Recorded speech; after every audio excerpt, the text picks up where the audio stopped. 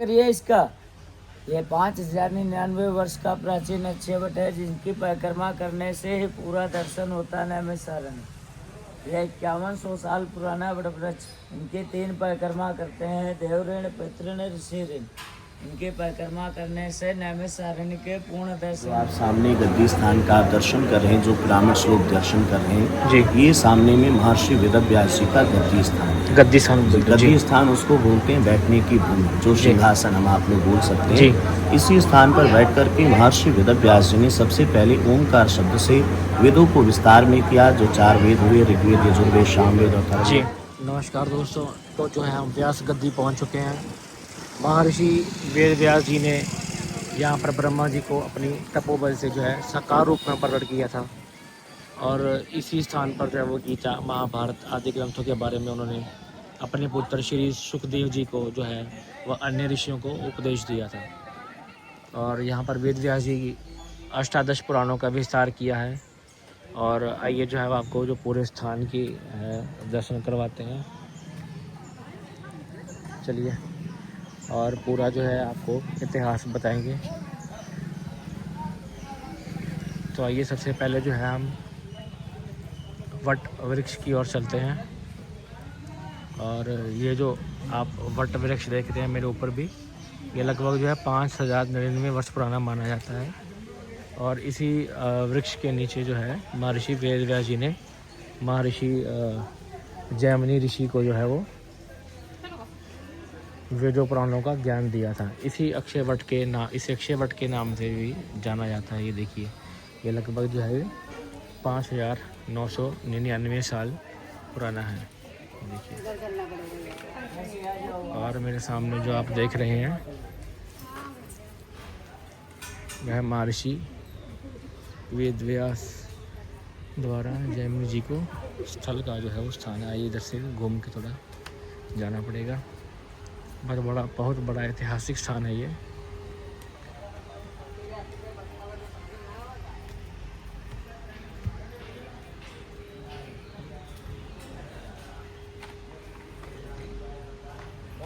बस बाहर।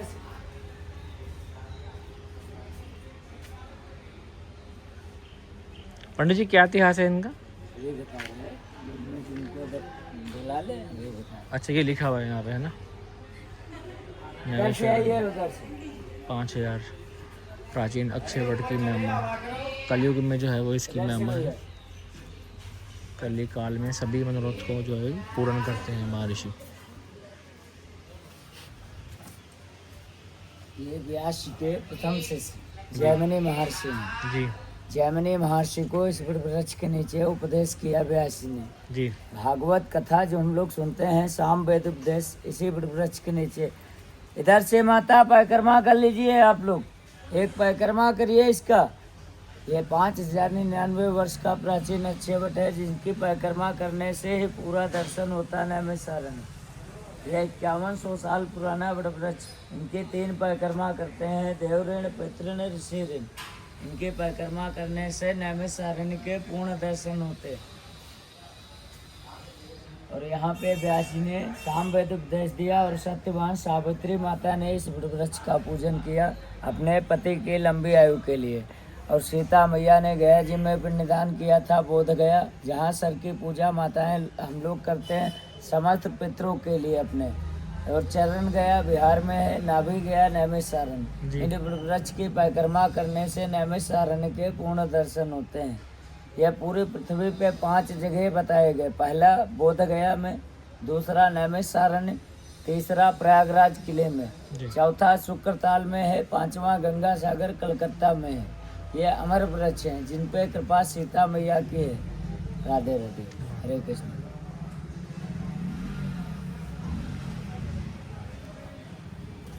तो ये देखिए, बहुत ऐतिहासिक और प्राचीन स्थान है ये, जैसे कि पंडित जी ने हमें बताया।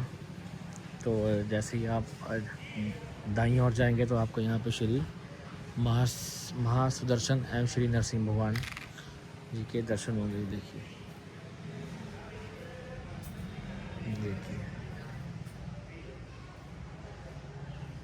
तो ये दर्शन होंगे। उसके बाद आइए जो है अब आपको आगे की ओर लेकर चलते हैं।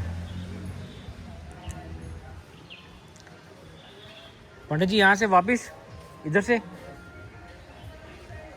तो आइए जो है बाहर से जो है अंदर की ओर चलते हैं और आपको अच्छे से जो है वो दर्शन कराते हैं श्री वेद व्यास जो है श्री व्यास गद्दी जी के। और ये भी श्री शौनक यज्ञशाला, पौराणिक मान्यताओं के अनुसार जो शौनक ऋषि भृगुवंशी शौनक ऋषि के पुत्र थे और इनका जो पूरा नाम है वो इंद्रोत देवाय शौनक था। ये देखिए, तो महाभारत में भी इनके विषय में एक नूतन तथ्य का संकेत है कि जनमेजय नामक एक राजा को जो ब्रह्म हत्या लगी थी, तो ऋषि ने राजा से अश्वमेध यज्ञ कराया था तथा उसकी ब्रह्म हत्या का निवारण कर उसे स्वर्ग भेज दिया था। तो नैमिषारण्य में इन्होंने एक बहुत बड़ा यज्ञ किया था जो कि 12 वर्षों तक चलता रहा था। ये देखिए, तो ये सामने आपको श्री शौनक ऋषि जी की तपोभूमि दिखाई देगी। अंदर अलाउड नहीं किया जाना, अंदर जाके बंद कर लूँ? यही बंद कर लो, ये लिखा हुआ। जैसे जिसकी शामत वैसा उसका नाम, माता पिता पितरों का पूर्वजों का नाभि क्या सिद्धि वहाँ पे 100 200 500 1100 जो दान करने योग्य है, नाम गोत्र से यहाँ पर मोबाइल बंद कर लीजिए माता जी, लिखा हुआ है देखो।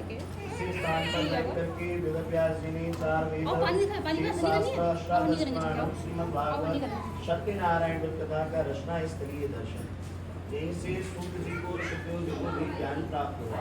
सूत जी ने 88,000 श्लोक भागवत जैसे ग्रंथ का ज्ञान कराया और सुखदेव जी ने राजा परीक्षित जी को शिवतार में भागवत जैसे ग्रंथ की कथा श्रवण कराई।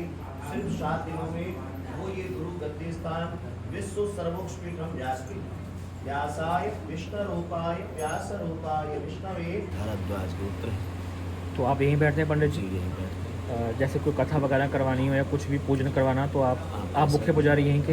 यहाँ के हम आप लोग सेवक हैं जी, मुख्य पुजारी गुरु जी। तो कुछ इतिहास बताएंगे हमारे व्यूअर्स को आप? ये जो आप सामने गद्दी स्थान का आप दर्शन कर रहे हैं, जो पिरामिड श्लोक दर्शन कर रहे हैं जी, ये सामने में महर्षि वेदव्यास जी का गद्दी स्थान है। गद्दी स्थान बोलते हैं जी। गद्दी स्थान उसको बोलते हैं बैठने की भूमि, जो सिंहासन हम आप लोग बोल सकते जी। हैं। इसी स्थान पर बैठ करके महर्षि वेदव्यास जी ने सबसे पहले ओंकार शब्द से वेदों को विस्तार में किया। जो 4 वेद हुए, ऋग्वेद, यजुर्वेद, सामवेद और जी। अथर्ववेद, शास्त्रों का निर्माण, अष्टादश महापुराणों की रचना।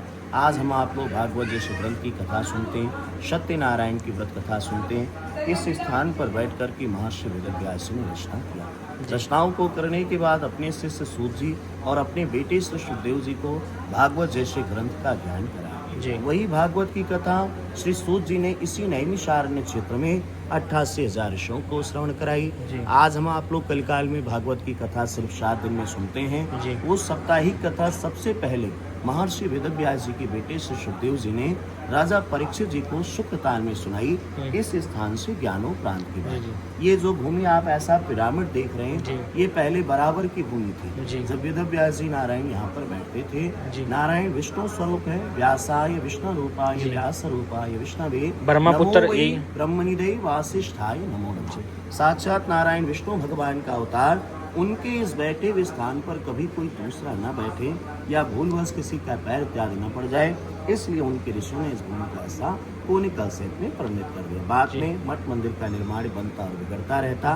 वो ये गद्दी का दर्शन है। प्रणाम। तो ये पूरे संसार में केवल एक ही है ये? पूरी सृष्टि में यहाँ पर 3 स्थान है जी। कालपी में जन्म स्थान है जी। हमारे आपके सामने जो आप दर्शन कर रहे हैं, और बद्रीनाथ में महाभारत के कुछ अंशों का जो निर्माण हुआ, वो बद्रीनाथ में माना गांव के पास में व्यास गुफा और गणेश गुफा भी दर्शन, वहाँ तो दर्शन किया हमने। तो आप इसी कर की सेवा में है। तो जैसे कुछ पूजा वगैरह करवानी है, कुछ भी करवाना वो हो, आप ऑनलाइन भी चेक कर सकते हैं। तो कुछ आपका कार्ड वगैरह कुछ? कार्ड आपको मिल जाएगा यहाँ से। तो दोस्तों देखिए, ये पंडित धर्मेंद्र शास्त्री जी का कार्ड मैंने शेयर कर दिया आपके साथ। तो जैसे व्यास गद्दी आश्रम में इनका फ़ोन नंबर भी लिखा हुआ है। रूम वगैरह का लेने हो तो यहाँ पे सब कुछ इन्होंने मेंशन किया हुआ है, आप मिल सकते हैं। और बिल्कुल सामने जो आप दर्शन कर रहे हैं, श्री व्यास जी की गद्दी जो है वो संसार में यहीं से चली थी। तो ये एक महान स्थान है जो कि आप घर बैठे दर्शन कर रहे हैं, जहाँ से इच्छा पूरी होती है और मनोकामनाएं पूरी होती है, दुख दूर होते हैं।